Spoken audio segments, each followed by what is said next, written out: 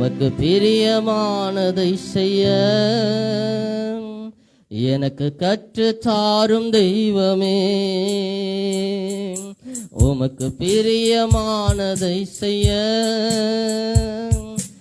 எனக்கு கற்று தாரும் தெய்வமே. நீரே என் தேவன், வல்ல பரிசுத்த ஆவியானவர் செம்மையான வழியிலே, ஆமென், செம்மையான வழியிலே நடத்த வேண்டுமே. மேக ஸ்தம்பமே, அக்கினி ஸ்தம்பமே, தேற்றும் தெய்வமே, துணையாளரே.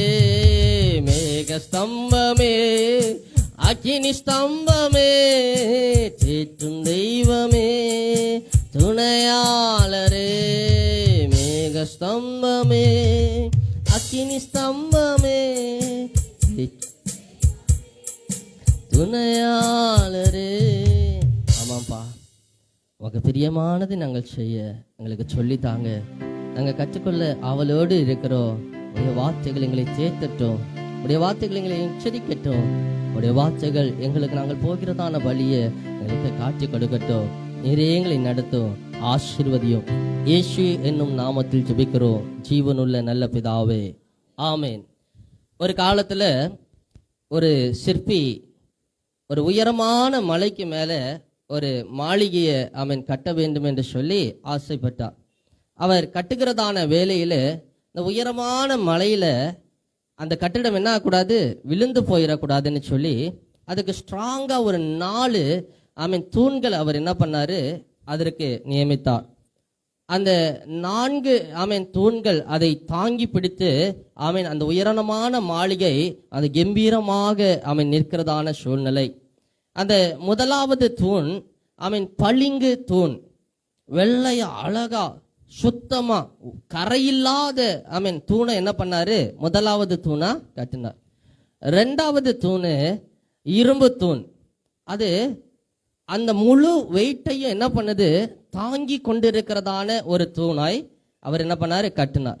3வது தூண் அஸ்திவார தூண், அது மேல எவ்வளவு தூரம் எழும்பி இருக்குதோ, அந்த மாளிகையை தாங்கி பிடிக்குதோ அதை விட அதிகமாய் ஆழத்திலே அது என்ன பண்ணியிருந்தது, வேரொன்றி இருந்தது.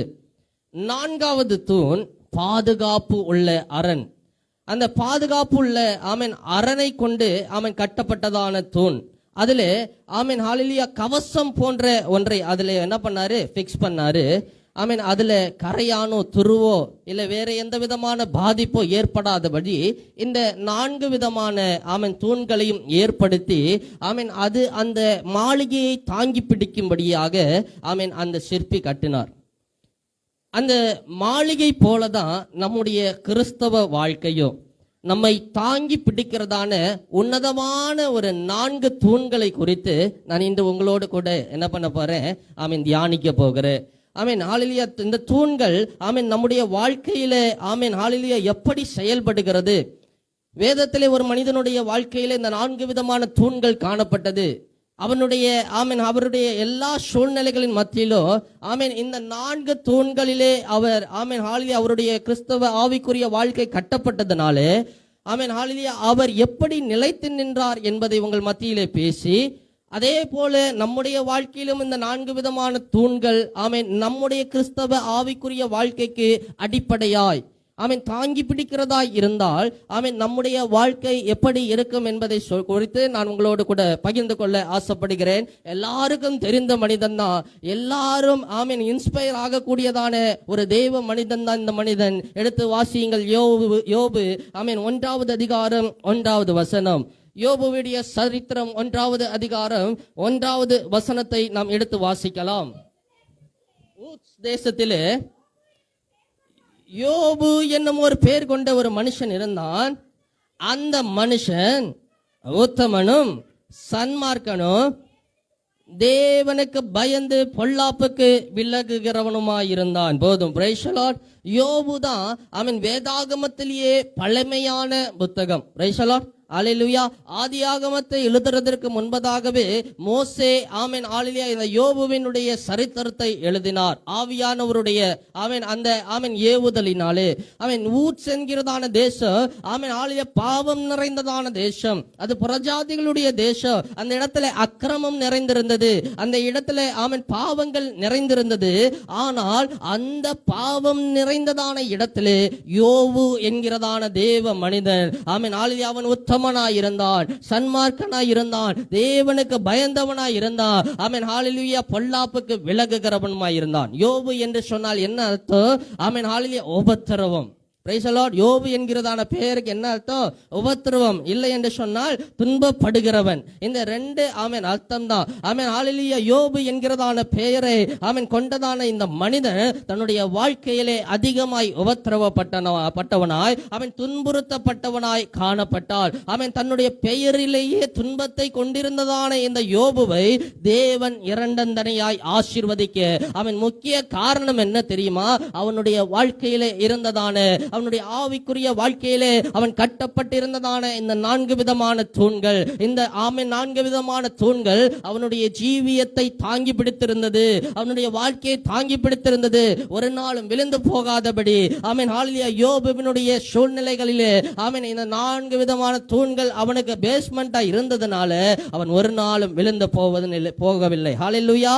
முதலாவது ஆமென் அந்த தூண் ஆமென் உத்தமம். Price the Lord. பெர்ஃபெக்ட். ஹalleluya உத்தமனாய் இருந்தான். ஆமென் வாசிங்க 1வது அதிகாரத்திலே அந்த மனுஷன் உத்தமனும். Price the Lord. ஹalleluya உத்தமன் என்று சொன்னால் அவன் தேவனுக்கு முன்பாக நேர்மையுள்ளவனாக இருந்தான். he is a perfect man in God's view. Price the Lord. கடவுளுடைய ஆமென் கர்த்தருடைய பார்வையிலே அவன் ஆமென் நேர்மையுள்ளவனாக இருந்தான். தன்னுடைய எல்லா சூழ்நிலைகளிலும் தனக்கு சுற்றியிருந்த ஆமென் மனிதர்கள் நேர்மையற்றவர்களாக இருந்த போதிலும் இந்த யோபு நேர்மையுள்ளவன் இருந்தார். ஆமென் ஹalleluya அவனுடைய ஆமென் மறைவான ஜீவியத்திலும் சரி, அவன் வெளியரங்கமான வாழ்க்கையிலும் சரி, அவன் தேவனுக்கு முன்பதாக எப்பொழுதும் ஆமென் ஹalleluya அவன் நேர்மையுள்ளவனாய் அவன் உத்தமனாய் காணப்பட்டான். அவன் தேவனுக்கு முன்பாக தன்னுடைய இருதயத்திலே குறைவற்றவனாய் காணப்பட்டான். Price the Lord.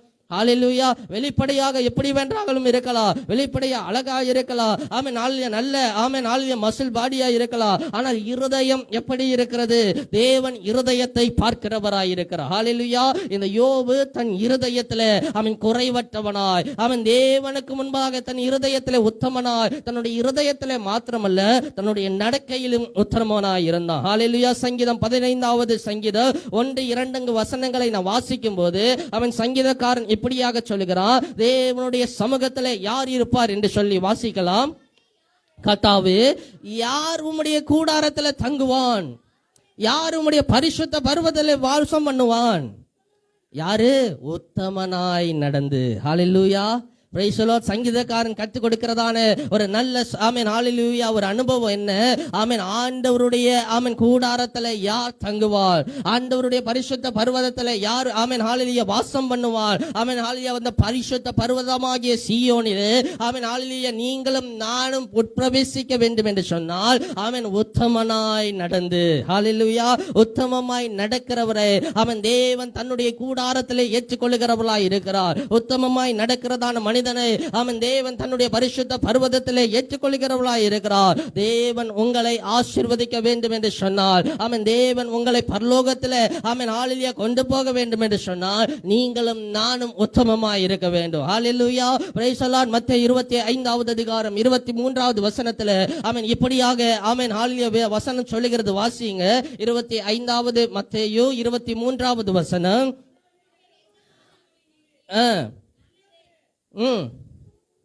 உத்தமமும் உண்மையும் உள்ள ஊழியக்காரனே, கொஞ்சத்திலே உண்மையாயிருந்தாய், உன்னை அநேகத்தின் பேரில் அதிகாரியா வைப்பேன், உன் எஜமானுடைய சந்தோஷத்திலே பிரவேசி. ஹalleluya. அப்ப எஜமானுடைய சந்தோஷத்துக்குள்ள நீங்களும் நானும் பிரவேசிக்க வேண்டும் என்று சொன்னால் ஆமென் இந்த முதலாவது தூண் நம்முடைய ஆவிக்குரிய வாழ்க்கையில இருக்க வேண்டும். அதுதான் உத்தமமாய் நடப்பது. ஹalleluya. தேவனுக்கு முன்பதாக ஆமென் உத்தமமாய் இருக்க வேண்டும். அப்பொழுதுதான் நீங்களும் நானும் நம்முடைய பரம எஜமானாகிய இயேசு கிறிஸ்துவினுடைய ஆமென் ஹalleluya அந்த பரலோக ராஜ்யத்தில் நீங்களும் நானும் பிரவேசிக்க முடியும். பரலோக ராஜ்யத்துக்குள்ள நீங்களும் நானும் ஆமென் ஹalleluya அவருக்குள்ள போக முடியும். நாம ஆமென் ஆராதனையில பாடணும், இன்ப இயேசு ராஜாவை நான் பார்த்தால் போதும். இன்னைக்கு ஆமென் கர்த்தர் ஆமென் ஆராதித்த ஒருவரை என்ன பண்ண மாட்டாரு, ஆமென் கைவிடவே மாட்டார், விலகவே மாட்டார். பிரைஸ் தி லார்ட், ஹல்லேலூயா. அவர் என்ன பண்ண மாட்டாரு, ஆமென் உங்களோடு கூட இருந்து உங்களை நடத்துவார். வேதத்திலே தேவனை ஆராதித்த எந்த மனிதர்களையோ தேவன் என்ன பண்ணல, ஆமென் கைவிட்டு போகவே இல்லை. பிரைஸ் தி லார்ட், ஹல்லேலூயா. கடந்த நாட்களிலே நான் ஆமென் ஹல்லேலூயா என்னுடைய ஆமென் சக பாஸ்டர் டேனிஷ் அவர்களுடைய ஆமென் அந்த ஒரு மெசேஜை கேட்டிருந்தேன். அவர் ஆராதனை நடத்துவதை நான் பார்த்து கொண்டிருந்தேன். அப்ப பார்க்கும்போது அவர் ஒரு வார்த்தை சொன்னார், வேதத்திலே ஆராதித்த பெண்களுடைய ஆமென் கற்பங்களை எல்லாம் ஆண்டவர் என்ன பண்ணாராம், திறந்தாராம். வேதத்துல ஆராதித்த பெண்களுடைய கற்பங்களை ஆண்டவர் என்ன பண்ணாரு, திறந்தார். ஆனா ஒரே ஒரு ஆளுடைய ஆமென் கற்பத்தை ஆண்டவர் என்ன பண்ணாரு, அடைத்து வைத்தார். அடைத்து வைத்து திறந்தது ஆமென் ஹல்லேலூயா இருக்கு. ஆனா அந்த கற்பத்தை முழுவதுமாய் அடைத்து வைத்தது ஒரே ஒரு ஆமென் பெண்மணி தான். அவள் பேர் என்ன, மீகாள். இந்த மீகாள் ஆமென் ஹல்லேலூயா உப்பரியில அந்த பரன் மேல நின்னுக்கிட்டு ஆமென் ஹல்லேலூயா கீழே பாக்குறா. ராஜாவாகிய தாவீது ஆண்டவரை ரோட்ல என்ன பண்ணிட்டு இருக்காரு, ஆராதித்து வருகிறார். தேவனுடைய பெட்டிக்கு முன்பாக ஆடி பாடி நடனம் ஆடிட்டு அவன் சந்தோஷமா வர. இவன் மனசுல நினைச்சான், இவன் ஒரு ராஜா. சொல்ல கூட இல்ல, இவன் ஒரு ராஜா, இவன் ரோட்டுல அவன் ஆடிட்டு வரான்னு மனசுல நினைச்சா. கர்த்தர் அவளுடைய கற்பத்தை என்ன பண்ணாரு, அடைத்து போட்டார். கடைசி வரை என்ன பண்ணல, திறக்கவே இல்லை. எனக்கு அருமையான தேவ பிள்ளைகளே, ஆராதனை மிக முக்கியம். பிரைஸ் தி லார்ட், ஆராதனை ரொம்ப முக்கியம், ரொம்ப அவசியம். ஆமென். நம்ம ஆராதிக்கும் போது நம்மை ஆண்டவரிடத்திலே அர்ப்பணிக்க வேண்டும். நம்ம ஆராதிக்கும் போது ஆண்டவரிடத்திலே நம்மை முழுவதுமாய் ஆமென் ஒப்பு கொடுத்து, ஆண்டவரே நான் இல்லை, ஆமென் ஹல்லேலூயா, நான் ஒண்ணே இல்லை, ஐ அம் நத்திங் லார்ட், ஆமென் ஹல்லேலூயா, நீங்க தான் எனக்கு எல்லாம். இதுவரை நான் நிற்பது உம்முடைய கிருபை, இதுவரை நான் நடப்பது உம்முடைய கிருபை, இதுவரை நான் தாங்கி ஆமென் ஹல்லேலூயா என்னுடைய சூழ்நிலைகள் மத்தியிலே இதுவரை நான் வந்து நிற்பது உம்முடைய கிருபை என்று சொல்லி நாம் அவரை மகிமைப்படுத்துகிறவர்களாக இருக்க வேண்டும். Price the Lord, hallelujah. அப்ப நீங்களும் நானும் பரலோகத்துக்கு போக வேண்டும் என்று சொன்னால் நாம் உத்தமமாய் இருக்க வேண்டும். பிரைஸ் தி லார்ட், ஹல்லேலூயா. 101வது சங்கீதம் 2வது வசனத்துல இப்படியாக சொல்லுகிறார் தாவீது. எடுத்து வாசிங்க. 101வது சங்கீதம் 2வது வசனம்.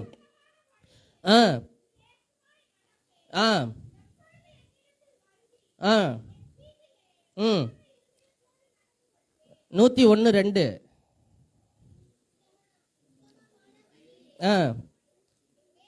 விவேகமான மார்க்கத்தில் உத்தமமான வழியிலே விவேகமா என்ன பண்ணுவேன், நடப்பேன். எப்பொழுது என்னிடத்திலே வருவீர், என் வீட்டிலே உத்தம இருதயத்தோடு நடந்து கொள்ளும். முதலாவது உத்தம இருதயத்தோடு எங்க நடந்து கொள்ளணும், வீட்டுல. பிரைஸ் தி லார்ட், குடும்பத்துல, நம்மளுடைய ஆமென் ஹல்லேலூயா வீட்டுல நாம என்ன பண்ணணும், ஆமென் உத்தமமாய் இருக்கணும். ஆமென் ஹல்லேலூயா. அப்பதான் நாம என்ன பண்ண முடியும், வெளியிலே உத்தமமாய் நடக்க முடியும், மற்றவர்களுக்கு முன்பாக உத்தமமாய் நடக்க முடியும். ஆமென் ஹல்லேலூயா. மனைவியினிடத்துல உத்தமமாய் நடக்கணும், கணவனிடத்துல உத்தமமாய் நடக்கணும், பிள்ளைகளிடத்துல உத்தமமாய் நடக்கணும், பெற்றோர்களிடத்துல நம்ம உத்தமமாய் நடக்கணும். அப்ப அந்த பழக்கம் தான் நாம் வெளியில போகிற போறோம். சொல்லுவாங்க, வீட்டிலே சொல்லி கொடுக்கறதான நல்ல காரியங்கள் தான் என்னது, வெளியே போகும்போது பிள்ளைகளிடத்திலிருந்து வெளிப்படும். வீட்டுல கெட்ட வார்த்தை பேசிட்டு இருந்தான்னு சொன்னா வெளியில என்ன பண்ணுவான், போய் கெட்ட வார்த்தை பேசிட்டு இருப்பா.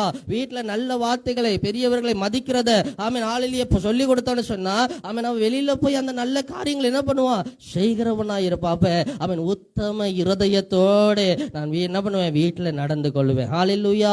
ஆமென். Praise the Lord. ஆதியாகமம் 17வது அதிகாரம் ஆமென் 1வது வசனத்துல ஆபிரகாமுக்கு தேவன் கொடுத்ததான கட்டளை ஆமென் ஹல்லேலூயா. எடுத்து வாசியுங்கள். 17வது அதிகாரம் ஆதியாகமம் 1வது வசனம். கர்த்தர் ஆபிரகாமுக்கு தரிசனமாகி, நான் சர்வ வல்லமை உள்ள தேவன், நீ எனக்கு முன்பாக நடந்து கொண்டு உத்தமனாயிரு. ஹல்லேலூயா. அவர் சர்வ வல்லமை உள்ள தேவன், அவருக்கு முன்பாக நடந்து உத்தமனாயிருக்கணும். Price the Lord. வேற எங்கேயும் இல்ல, அவர் வைத்திருக்கிறதான பாதையில, அவர் நியமித்ததான பாதையில, அந்த பாதையில கஷ்டம் வரலாம், போராட்டம் வரலாம், நிந்தை வரலாம், அவமானம் வரலாம், அவன் சூழ்நிலைகள் மாறலாம். ஆனால் அவர் நியமித்த பாதையில நீங்களும் நானும் நடந்து அதிலே உத்தமமாய் இருக்க வேண்டும். ஹல்லேலூயா. யோபு உத்தமமாய் இருந்தான். யோபு என்ன பண்ணிட்டு எப்படி இருந்தான், உத்தமனாய் இருந்தான். தன்னுடைய காலத்துல சுற்றி இருந்தவர்களுக்கு முன்பாக மற்றவர்கள் எல்லாம் அவர்கள் நேர்மையற்றவர்களாக இருக்கலாம். இவர்கள் வந்துட்டு ஆமென் தேவனுக்கு விரோதமாக நடக்கலாம். ஆனால் நான் அப்படி அல்ல, என் தேவனுக்கு முன்பதாக நான் உத்தமனாயிருப்பேன். ஹல்லேலூயா. அவங்களை சுற்றி மனிதர்கள் எப்படி இருப்பார்கள் என்று பார்த்தீர்கள் என்று சொன்னா ஆமென் ஹல்லேலூயா, நீங்களும் நானும் தேவனுக்கு முன்பாக உத்தமமாய் நடக்க முடியாது. நாம் தேவனை நோக்கி பார்த்தோம் என்று சொன்னா அவருக்கு முன்பதாக நாம் உத்தமனாய் இருக்க முடியும். ஹல்லேலூயா. ஆமென் ஆபிரகாமுக்கு ஆமென் ஆபிரகாம்னு பேர் வைக்கிறதுக்கு முன்னாடியே ஆண்டவர் சொன்னாரு, ஹல்லேலூயா, நீ உத்தமனா நட, நான் உனக்கு முன்னாடி இருக்கிற சர்வ வல்லமை உள்ள தேவன். ஹல்லேலூயா, நான் சகலவற்றையும் பார்க்கிறவராய் இருக்கிறேன். அவருக்கு முன்னாடி நீங்களும் நானும் உத்தமனா இருந்தா நம்முடைய மாளிகை, நம்முடைய ஆவிக்குரிய ஜீவிதம் அது ஸ்ட்ராங்கா இருக்கும். ரெண்டாவது தூண் ஆமென், ரெண்டாவது எப்படி இருந்தான்? சன்மார்க்கனா இருந்தான். Price the Lord. Upright person.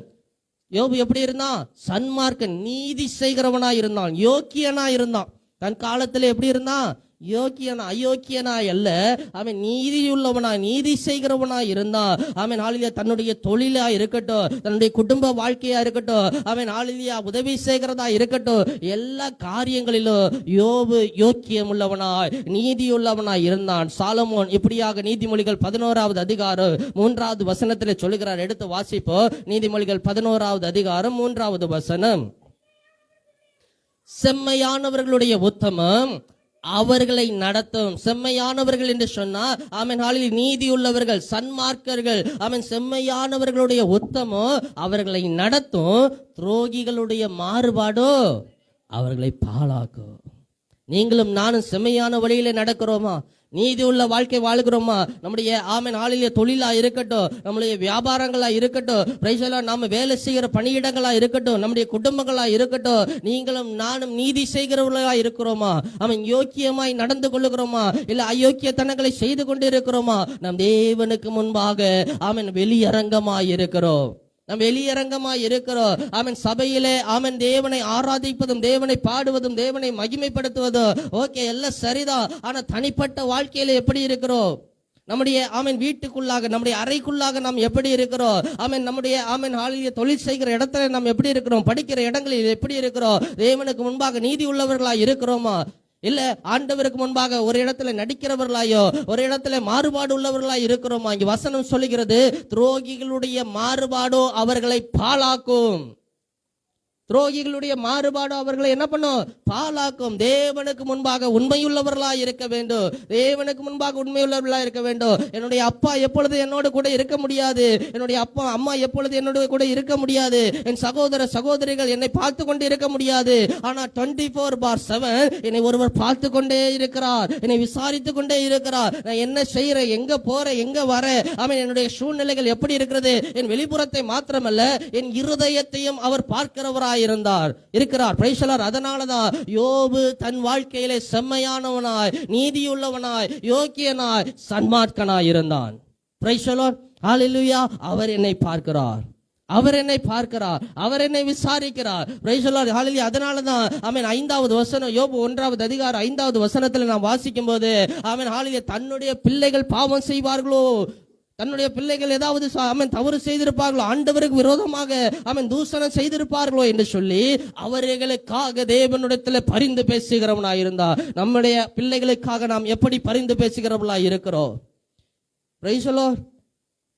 யோபு சன்மார்க்கனாய் இருந்ததுனால என் பிள்ளைகள் வழி தவறி போயிருப்பாங்களோ, என் பிள்ளைகள் ஏதாவது பாவம் செய்திருப்பார்களோ, என் பிள்ளைகள் ஆண்டவருக்கு விரோதமாக தூஷணம் பேசி இருப்பார்களோ, அவர்களுக்காக ஆமென் ஆண்டவரே உம்முடைய சமூகத்தில் வருகிற சர்வாங்க தகன பலிகள் ஆண்டவருக்கு கொடுத்தான். யாருக்காக? தனக்காக அல்ல, தன்னுடைய பிள்ளைகளுக்காக. ஹல்லேலூயா.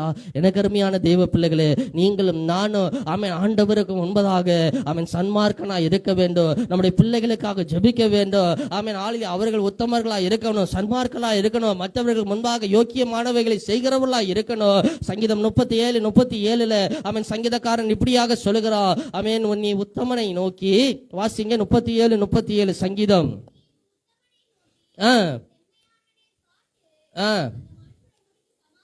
நீ உத்தமனை நோக்கி செம்மையானவனை என்ன பண்ணு?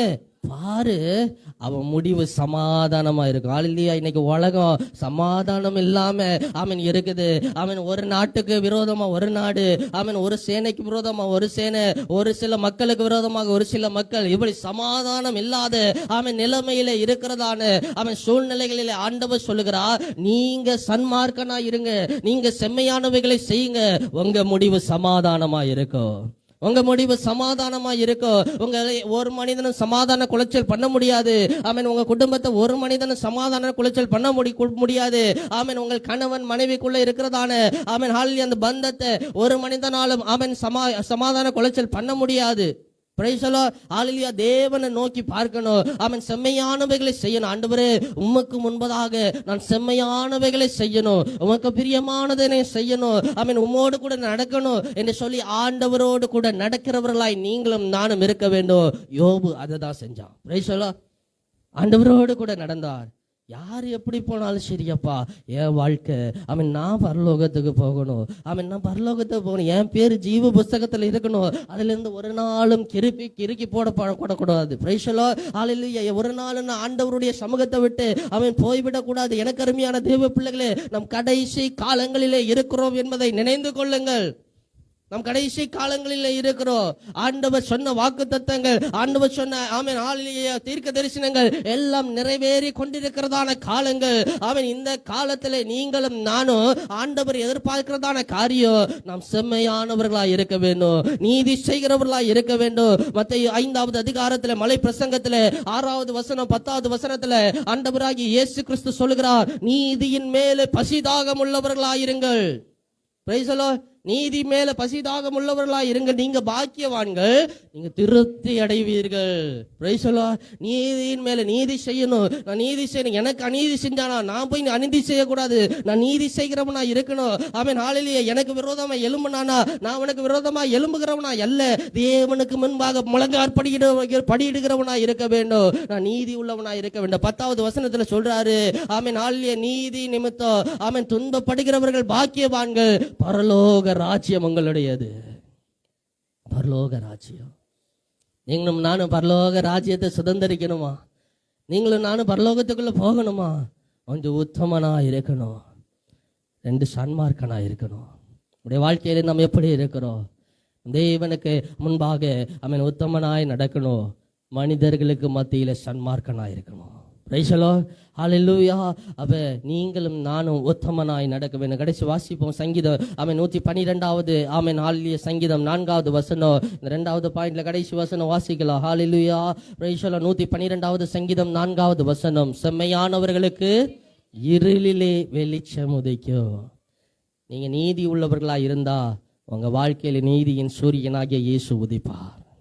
நீங்க நீதி செய்கிறவர்களா இருந்தா மனிதர்கள் முன்பாக ஆமென் ஹல்லேலூயா, ஒருவேளை மனிதர்கள் நினைக்கலாம் வாழ்க்கை முடிஞ்சது, அவன் இவன் வாழ்க்கை எப்பொழுது இருட்டா இருக்கணும். இல்ல, நமக்கென்று ஒரு நீதியின் சூரியன் இருக்கிறார். ஹல்லேலூயா.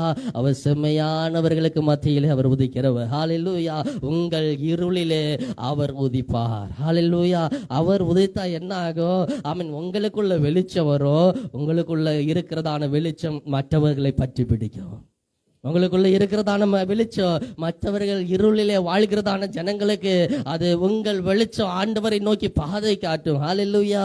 அதனால இந்த முதலாவது தூண் அவன் உத்தமமாய் நடக்கிறதான ஒரு தூண், அவன் 2வது தூண் சன்மார்க்கனா இருக்கிற தூண், 3வது தூண் அவன் எப்படி இருந்தான்? தேவனுக்கு பயந்தவனாய் இருந்தான். தேவனுக்கு பயந்தவன். இதுதான் ரொம்ப முக்கியம். அஸ்திவாரம்.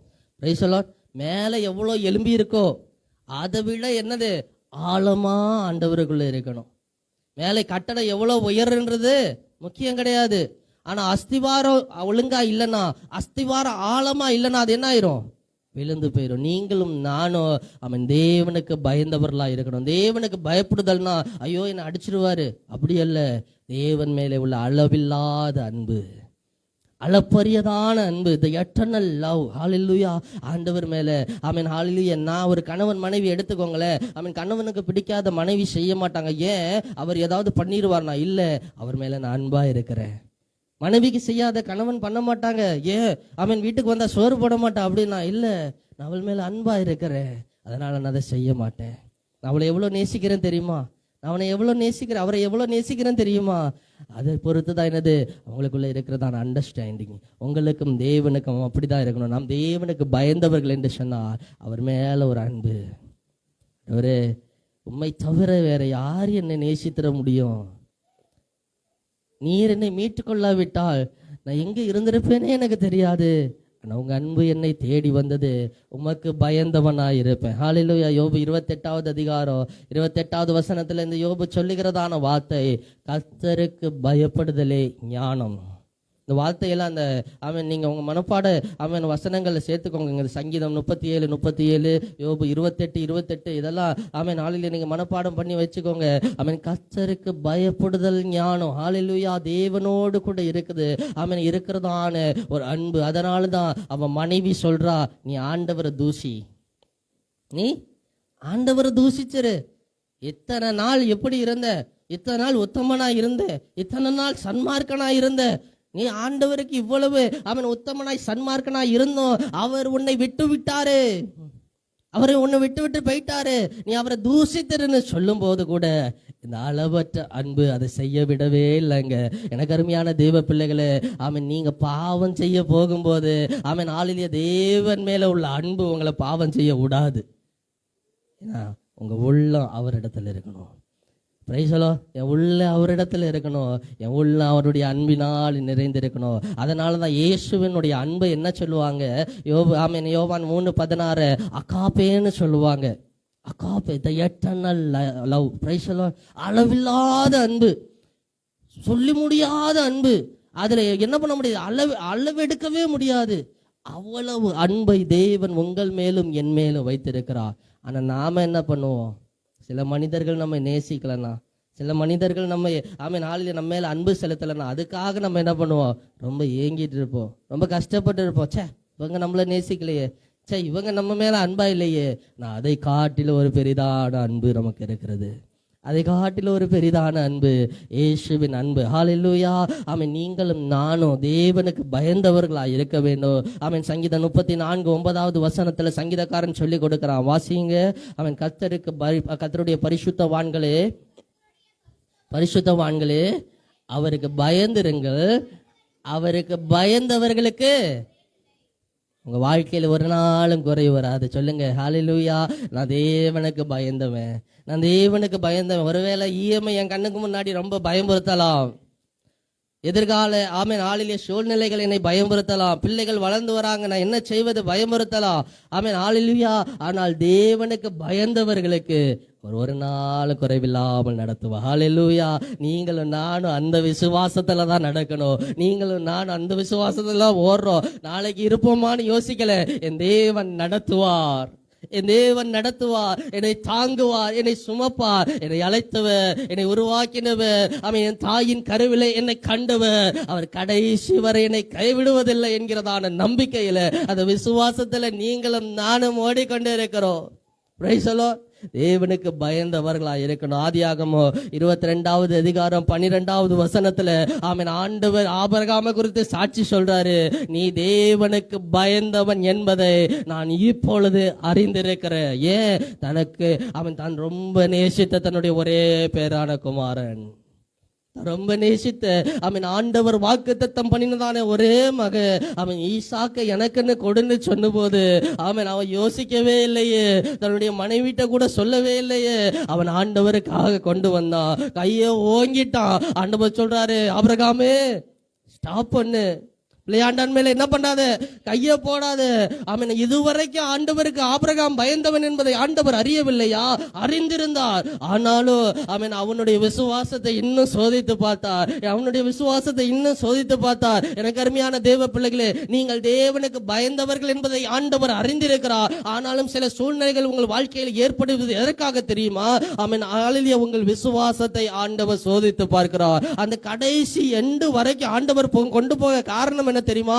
நீங்கள் அவருக்குள்ள எவ்வளவு விசுவாசமா இருக்கிறீங்க, அவரை எப்படி பற்றி பிடித்திருக்கீங்க. இல்ல உங்கள் விசுவாசம் வாய் அளவுதான் இருக்குதா? உங்க விசுவாசம் பேச்சளவு தான் இருக்குதா? இல்ல, என் முழு வாழ்க்கையில அவர் மேல் உள்ள விசுவாசம், அவர் மேலுள்ள விசுவாசம். அதனாலதான் ஆண்டவர் சொன்னாரு, ஆபிரகாமே நீ தேவனுக்கு பயந்தவன். ஆபிரகாமே, நீ தேவனுக்கு பயந்தவன், நீ தேவனுக்கு பயந்தவன் என்பதை நான் இப்பொழுது அறிந்து கொண்டேன். ஹல்லேலூயா. எனக்கு அருமையான தெய்வ பிள்ளைகளே, தேவனுக்கு பயப்படுகிறதான பயம் என்கிறதான இந்த மூன்றாவது தூண் உங்க ஆவிக்குரிய மாளிகையை தாங்கி பிடிக்க வேண்டும்.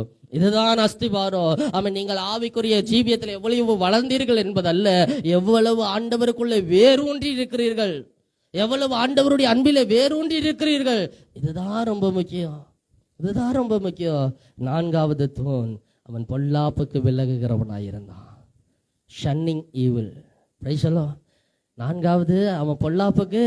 இந்த மூன்றாவது தூண் தேவனுக்குள்ள ஆழமா இருந்தாதான் இந்த நான்காவது தூண் என்ன பண்ண முடியும். அவன் நான்காவது தூண்ல நீங்களும் நானும் அவன் நிலைத்திருக்க முடியும். Price the Lord. பொல்லாப்புக்கு விலகுகிறவர்களா இருக்க முடியும். யோபு தீமையை கண்டு என்ன பண்ணா, அவன் ஆளிய ஓடுகிறவனா இருந்தான். அவன் அதை விட்டு தூரமாக ஓடுனான். தன்னுடைய மனைவி அவன் பேச்சை கேட்டு, ஒருவேளை அவன் தன்னுடைய நண்பர்கள் பேச்சை கேட்டு அவன் பாவம் செய்ய அவன் ஆளிலேயே வாய்ப்பு இருந்தோம். மனைவி சொல்றான் நீ தூசின்னு. அவன் நினைச்சிருந்தா என்ன பண்ணிருக்கலாம், தூசிட்டு இருக்கலாம். ஏன் இவ்வளவு நாள் நடத்தினாரு, ஏன் நடத்த முடியல, ஏன் இவ்வளவு நாள் என்னோட கூட இருந்தாரு, இந்த நிலைமைக்கு யார் காரணம், அவன் நான் அவருக்கு செய்ய வேண்டியது எல்லாத்தையும் செய்யறேன், அவன் பலியிடுற, அவன் காணிக்கை கொடுக்கற, தசம்பா கொடுக்கற, எல்லாத்துலயும் நான் உண்மையா இருக்கேன், ஏன் என் வாழ்க்கையில இதை நடக்கணும்னு அவன் யோபு சொல்ல முடியும்னா சொல்ல முடியும். ஆனா அவன் ஒரு வார்த்தை கூட பேசல. அவன் பொல்லாப்புக்கு விலகுகிறவனா இருந்தான். ஒருவேளை மனைவியின் ஆலோசனையை கேட்டு, இந்த மனைவியினுடைய ஆலோசனையை கேட்டு அவன் தேவனை தூஷித்திருந்தா அவன் பெற்றுக்கொள்ள வேண்டியதான அந்த ஆசீர்வாதம் தடைபட்டு போயிருக்கும். ஆனா அவன் எதையுமே யோசிக்கல. அவன் சொன்ன ஒரு வார்த்தை, அவர் கொடுத்தார்,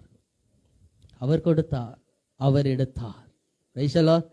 தேவன் கொடுக்கவும் அதிகாரம் இருக்கு, எடுக்கவும் அதிகாரம் இருக்கு. அவரை நோக்கி நாம் ஒரு வார்த்தையும் கேட்க முடியாது. Praise the Lord. கொடுத்த அவரால் எடுக்கவும் முடியும், எடுத்த அவரால் திரும்ப கொடுக்கவும் முடியும். ஹல்லேலூயா. Praise the Lord. தெய்வ பயம் உள்ளவர்களோடு நீங்க என்ன பண்ணணும், உங்க பார்ட்னர்ஷிப் வச்சுக்கணும்.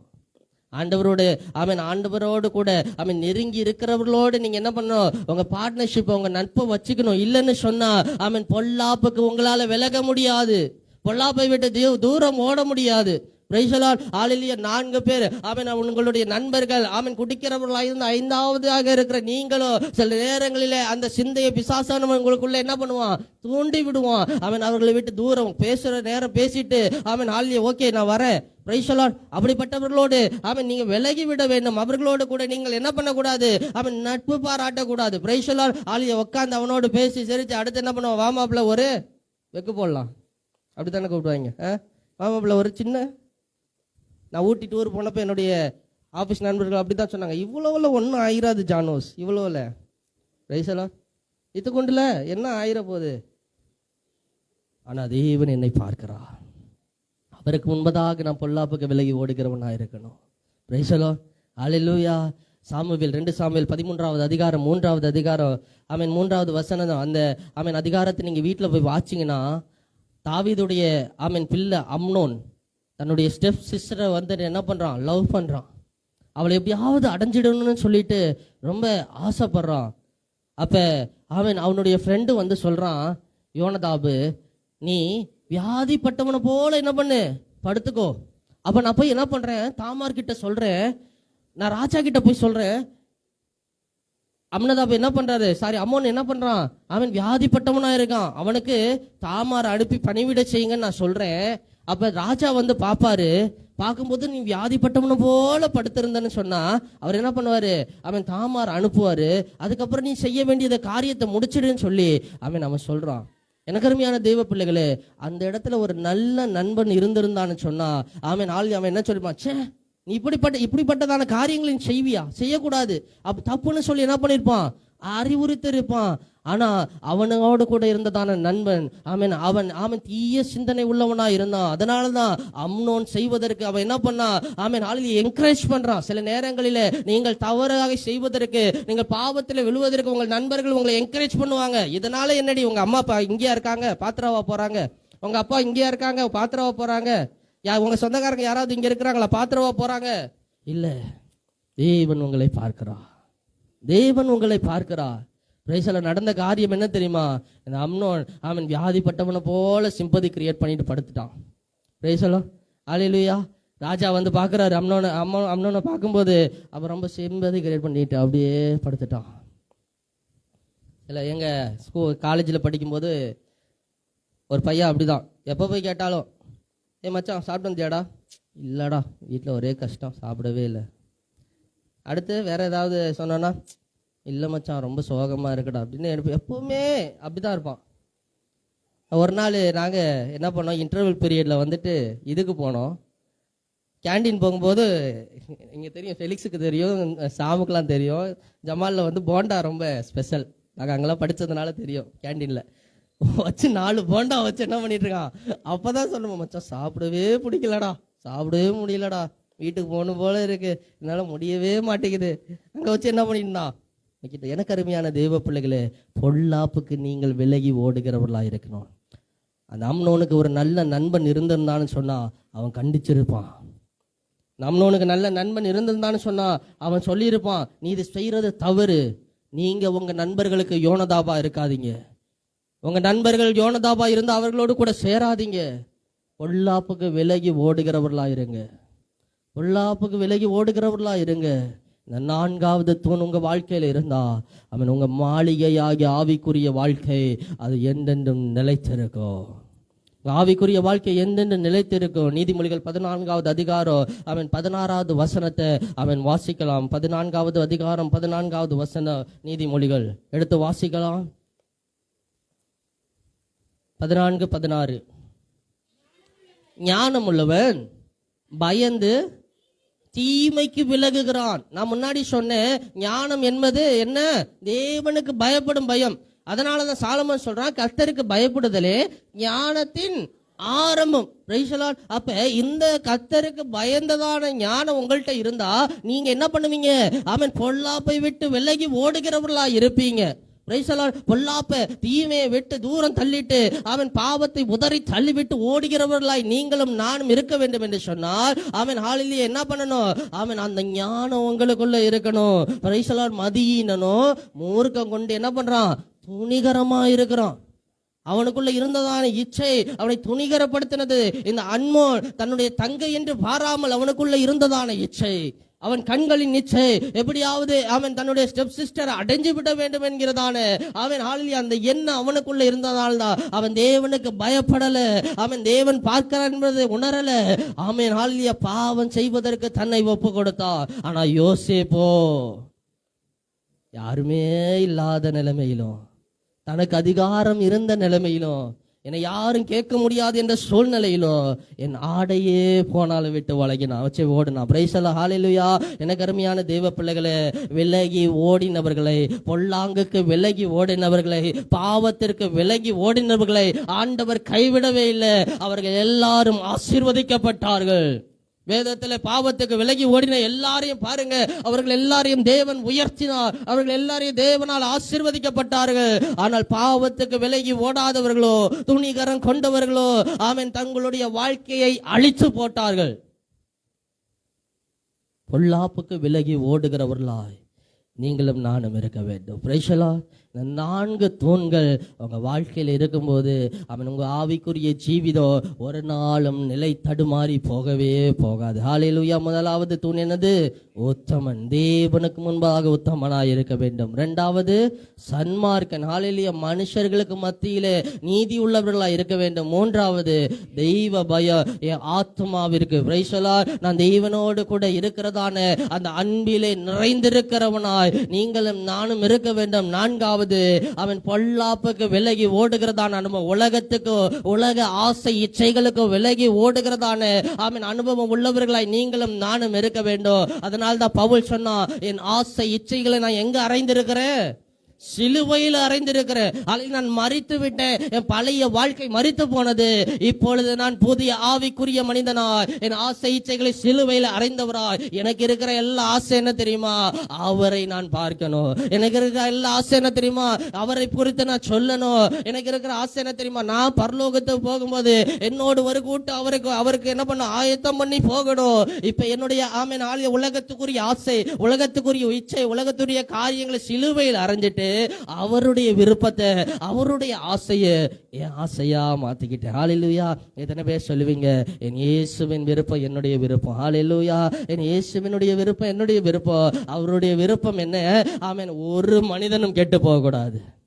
இயேசுவினுடைய விருப்பம் என்ன? ஒரு மனிதனும் கெட்டு போக கூடாது. அதுதான் என் விருப்பமா இருக்கணும். ஹalleluya. ஆமென். இந்த மலையில கட்டினதான அந்த மாளிகை 4 தூண்களை கொண்டு கம்பீரமா நிக்குது. திடீர்னு ஒரு பெரிய புயல், ஒரு பெரிய மழை அப்படியே அடிக்குது. பக்கத்தில் இருக்கிற கட்டடங்கள்லாம் விழுந்து போச்சு. ஆனா இந்த 4 தூண்களிலே உறுதியாயிருந்த இந்த மாளிகை கடைசி வர விழவே இல்லை. சின்ன சின்ன ஜன்னல்கள் சின்ன சின்ன அப்படி ஆச்சே தவிர அந்த கட்டடம் அப்படியே உறுதியா நின்னுச்சு. ஏன்னா இந்த கட்டட 4 தூண்களும் 4 பண்புகளினாலே நிறைந்திருந்தது. உங்க ஆவிக்குரிய ஜீவியத்துல ஹalleluya நீங்க நிலைத்திருந்தீங்கன்னு சொன்னா என்ன புயல் வந்தாலும், இந்த யோபுவினுடைய வாழ்க்கையில சாத்தான் புடைத்து போட்டான். அவனுடைய வாழ்க்கையை நொறுக்கி போட்டான், சுக்கு நூறாக்குனான், ஒன்றுமில்லாம போனான். ஒண்ணுமில்லாம ஆக்கி போட்டான். ஆனா அவன் தன் காலத்திலே உத்தமனாய், தன் காலத்திலே சன்மார்க்கனாய், தன் காலத்திலே தேவனுக்கு பயந்தவனாய், தன் காலத்திலே பொல்லாப்புக்கு விலகுகிறவனாய் இருந்ததினால ஹalleluya எல்லா இழந்த சூழ்நிலைகளிலும் தேவன் அவனை மறுபடியும் கட்டினார். ஹalleluya. மறுபடியும் சின்ன சின்ன பேட்ச் ஒர்க் எல்லாம் பண்ணாரு. ஹalleluya. ரெண்டந்தனையா பிள்ளைகள் மாத்திரம் 10 இருந்தது, மறுபடியும் 10 கொடுத்தாரு. மத்த எல்லாத்தையும் ரெண்டந்தனையாய் ஆண்டவர் மாற்றி கொடுத்தார். நீங்க இதுல உறுதியா இருப்பீங்கன்னு சொன்னா உங்க வாழ்க்கை ரெண்டந்தனையா மாறும். உங்க சொந்த கண்கள் அதை காணும். ஹalleluya. உங்கள் சொந்த கண்களினாலே நீங்கள் அதை பார்க்கிறவர்களா இருப்பீங்க. எனக்கு அருமையான தேவ பிள்ளைகளே, இந்த மாதிரியான சூழ்நிலைகளிலே, சாத்தானுடைய சூழ்நிலைகளினாலே நீங்களும் நானும் உடைக்கப்படும் போது நம்முடைய பணம் நம்மை காப்பாற்றாது, நம்முடைய புகழ் நம்மை காப்பாற்றாது. நாம் நம்பி இருக்கிறவர்கள் சில நேரங்களில் கைவிட்டு போவார்கள். ஆனால் தேவன் நம்மை கைவிடாதவராய் கடைசி வரை நம்மோடு கூட இருக்கிறவராய் இருப்பார். ஹalleluya. உங்கள் முன்பாக ஒரு 4 கேள்விகளை சவால்களை முன்வைத்து இந்த தியானத்தை நான் முடிக்கிற. முதலாவது, உங்கள் தனிப்பட்ட வாழ்க்கையில நீங்கள் உத்தமனாய் இருக்கிறீர்களா? வெளியில எப்படியோ நான் உள்ளுக்குள்ள தனிப்பட்ட வாழ்க்கையில ஆண்டவருக்கு முன்பதாக நான் உத்தமனாய் இருக்கிறேனா, உண்மையுள்ளவனாய் இருக்கிறேனா? ஆண்டவர் அவர்களை பார்த்துதான் கேட்பாரு. உண்மை உத்தமமான ஊழியக்காரனே, கொஞ்சத்துல உண்மையா இருந்த உன் அநேகத்தின் பேரிலே அதிகாரியாய் வைப்பேன். 2வது, உங்க தொழிலில, உங்க வேலையில, உங்க படிப்புல நீங்க நேர்மை உள்ளவர்களா இருக்கிறீங்களா? உங்க பெற்றோருக்கு நேர்மை உள்ளவர்களா, நீதி உள்ளவர்களா இருக்கிறீங்களா?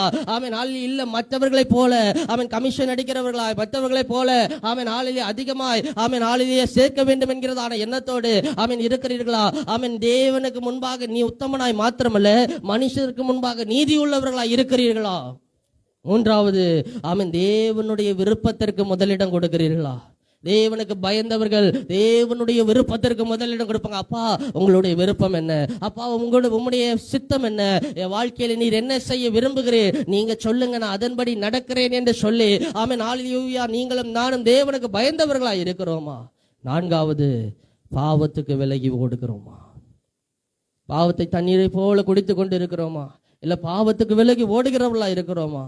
எத்தனை காலங்கள் சில நேரங்களில விழுந்து போயிருக்கலாம். ஆனா விழுந்து போன இடத்திலேயே விழுந்து விழுந்து விழுந்து ஆண்டவர்கிட்ட மறுபடியும் ஆண்டவரே என்னை மன்னியும் என்று கேட்டுக்கொண்டிருக்கோமா? ஒரு முறை விழுந்தோம், சரி, அதிலிருந்து எழுந்து ஓடுகிறவர்களாய் இருக்க வேண்டுமே தவிர மறுபடியும் அதிலே விழுந்து போகிறவர்களாய் நீங்களும் நானும் இருக்கக்கூடாது.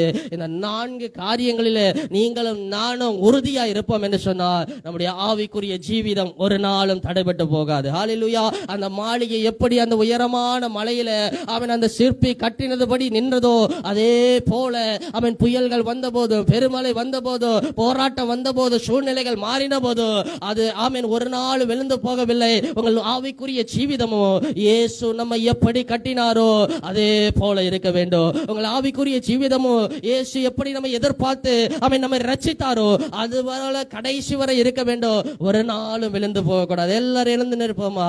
ஆண்டவருடைய சமூகத்துக்கு முன்பதாக, ஆண்டவரே என் வாழ்க்கையில இந்த அடிப்படையான இந்த 4 வித தூண்களினாலே என் ஆவிக்குரிய வாழ்க்கை கட்டப்படட்டும். உத்தமனாய், சன்மார்க்கனாய், தேவனுக்கு பயந்தவனாய், பொல்லாப்புக்கு விலகுகிறவனாய் நம்முடைய சமூகத்துக்கு முன்பாக இருக்கணும்பா. நம்முடைய சமூகத்துக்கு முன்பாக இருக்கணும். நாம பார்க்க வரும்போது நீங்க சொல்லணும், மொத்தம் உண்மையுள்ள ஊழியக்காரனே உள்ள வாப்பா, உள்ள வாப்பான்னு சொல்லணும். நாம பார்க்கும்போது தலை குனிந்து நிற்க கூடாது. நாம பார்க்கும்போது அவன் ஹல்லேலூயா அவன் நிமிர்ந்தவனாய் ஹல்லேலூயா அவருடைய சமூகத்துக்கு முன்பாக நான் கடந்து வரணும். எனக்கு உதவி செய்யுமே ஆண்டவர்ட்ட ஒப்பு கொடுத்து சொல்லுங்களேன், ஆண்டவரே ஹல்லேலூயா. யோபு தன்னுடைய வாழ்க்கையிலே ஹல்லேலூயா கடைசி பரியந்தம் ஆமென் ஹல்லேலூயா அவன் உண்மையுள்ளவனா இருந்தானே. ஆண்டவருடைய சமூகத்துல அவன் ஒப்பு கொடுப்பான், ஆண்டவரே ஆமென் ஹல்லேலூயா நான் உண்மையுள்ளவனா இருக்கணும், நான் ஆமென் ஹல்லேலூயா சன்மார்க்கனா இருக்கணும், ஆமென் ஹல்லேலூயா ஒரு நாளும் நீதி செய்யாதவனாய், நீதி ஆமென் ஹல்லேலூயா இழந்தவனாய் போய்விடக் கூடாது. நான் யோக்கியனா நடக்கணும். ஆமென் மனுஷர்களுக்கு முன்பாக அவன் என்னுடைய சாட்சி யோக்கியமானதா இருக்கணும். தேவனுக்கு பயந்து இருக்கணும். நான் பொல்லாப்பு செய்கிறவர்களோடு என்னுடைய கூட்டு இருக்கக்கூடாது. என்னுடைய நட்பு பொல்லாப்பு செய்கிறவர்களோடு இருக்கக்கூடாது. என்னை தீமையான வழியிலே வழி நடத்தினார்கள் என்று சொன்னா நான் அவர்களை விட்டு அவன் விலகி ஓடுகிறவனா இருக்கணும். அவர்களுக்கு ஜால்ரா தட்டக்கூடாதப்பா. அவர்களை விட்டு விலகி ஓடுகிறவனா இருக்கணும். என்னை அப்படி மாற்றும்.